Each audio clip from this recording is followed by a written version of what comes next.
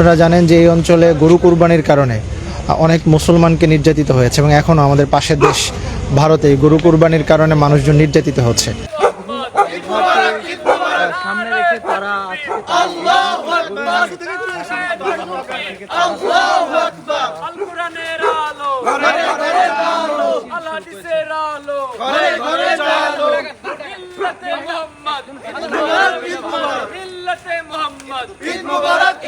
নারে তাকবীর, আল্লাহু আকবার। ইসলামী ছাত্র শিবির জিন্দাবাদ জিন্দাবাদ, ইসলামী ছাত্র শিবির জিন্দাবাদ জিন্দাবাদ। লাল গরুর কালো শিং রাখবো আলে ঈদের দিন।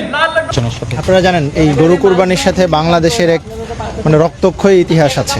শুধুমাত্র এই গরু শুধুমাত্র কুরবানির পশু নয়, এই গরুর সাথে জড়িয়ে আছে এই অঞ্চলের আজাদির ইতিহাস।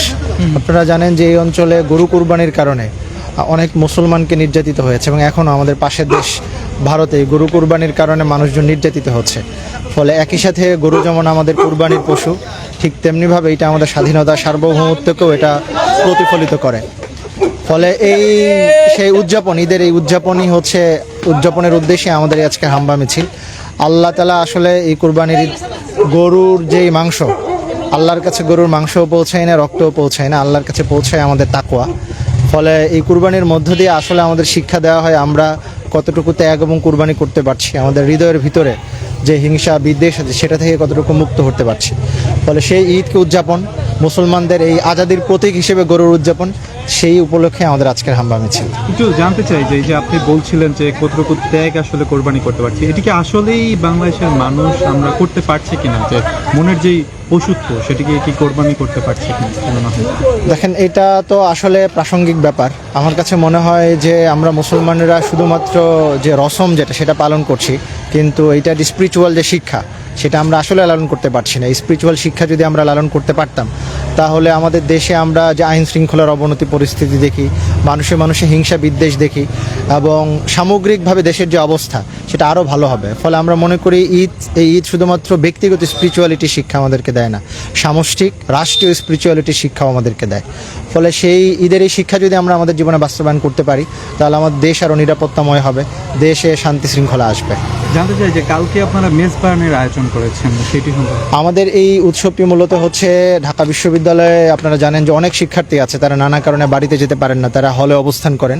আমরা আগামীকাল আমাদের যে সমস্ত শিক্ষার্থীরা, ছেলে এবং নারী, যে সমস্ত শিক্ষার্থীরা হলে অবস্থান করবেন, আমরা হলে তাদের রুমে রুমে আমরা তথ্য নিয়েছি, আমরা তাদের রুমে রুমে খাবার পৌঁছে দেওয়ার চেষ্টা করবো আর কি। এটা আমাদের পক্ষ থেকে তার ভাইদের যারা হলে অবস্থান করছেন একবেলার সামান্য ক্ষুদ্র উপহার আর কি। একসাথে ঈদের যে আনন্দ সেটা ভাগাভাগি করে নেওয়ার প্রক্রিয়া স্বরূপ। দর্শকের কাছে আসলে দেশের মানুষের কাছে ঈদ মোবারকের কি বার্তা? সারা দেশের বাংলাদেশ ইসলামী ছাত্র শিবির ঢাকা বিশ্ববিদ্যালয় শাখার পক্ষ থেকে সারা দেশের মানুষকে, সারা বিশ্বের মুসলিম উম্মাকে আমরা ঈদ মোবারক জানাচ্ছি। এবং বিশেষ করে আমরা আজকের ঈদে স্মরণ করছি আমরা ফিলিস্তিনের যে সমস্ত ভাইরা নির্যাতিত হচ্ছেন, যাদের ঈদের আনন্দে মিশে আছে রক্ত। পাশাপাশি ভারতে এই বিজেপি সরকার, হিন্দুত্ববাদী সরকারের আসার ফলে আমরা দেখেছি পশ্চিমবঙ্গে যে তাদের কুরবানির উপর যে কড়াকড়ি করা হচ্ছে। আমরা বিশ্বের সমস্ত প্রান্তের বিশেষ করে নির্যাতিত মুসলমানদেরকে ঈদ মোবারক জানাচ্ছি। ঈদ মোবারক, ঈদ মোবারক, বাংলাদেশের মুসলমানেরা ঈদ মোবারক, ঈদ মোবারক। আল্লাহু আকবার।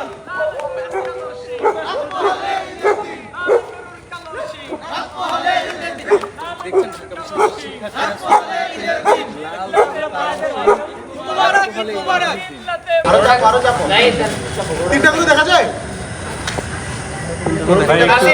তুমি ট্রাই করো, ওই পাশে এভাবে তোলো ভাই, একটু সাইড দিন, ল্যান্ডস্কেপ তোলো।